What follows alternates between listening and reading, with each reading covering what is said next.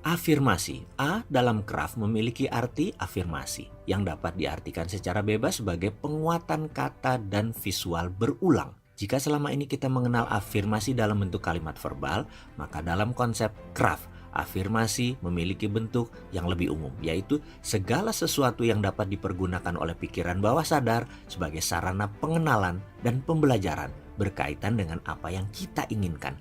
Konkretnya, afirmasi ini adalah seluruh citra atau gambaran atau bentuk atau rasa yang dapat dengan mudah diserap oleh pikiran bawah sadar. Jika afirmasi ini bentuk kalimat verbal, maka kalimat ini mengandung emosional tertentu sehingga dapat dikonversikan sebagai citra, bagian dari pikiran bawah sadar. Ingat bahwa dalam pikiran bawah sadar lebih mudah memahami citra atau gambar atau bahasa perasaannya versi otak kanan. Afirmasi bisa beragam bentuk seperti gambar, foto, suara yang tentunya harus berkaitan dengan hal-hal yang kita ingin capai yang bersifat membawa emosi atau bahasa lainnya mempunyai anchoring effect. Contoh, sedari kecil saya selalu berpindah-pindah tempat tinggal karena orang tua saya yang pensiunnya waktu di Angkatan Udara pangkatnya rendahan, hanya kapten. Dan karena itu kami selalu berpindah tugas. Suatu hari dalam kehidupan saya tinggal di Sumatera Selatan. 6 tahun di sana, yaitu periode TK sampai SD. Di Sumatera Selatan pun masih pindah-pindah kota. Ada Prabu Muli, Lirik, Pendopo, juga daerah Ulu di Palembang. Ada kebiasaan aneh saya di sana. Entah kenapa saya jatuh cinta pada sebuah gedung berwarna putih. Dan kemana saja saya bawa guntingan gedung warna putih itu yang berjulukan White House. Saya dapati dari sebuah koran gambar itu. Kemana saja saya bawa, saya letakkan di kantong, saku, celana pendek lusuh saya yang selalu cuma satu itu celananya. Suatu hari, kira-kira kala itu saya kelas 2 SD.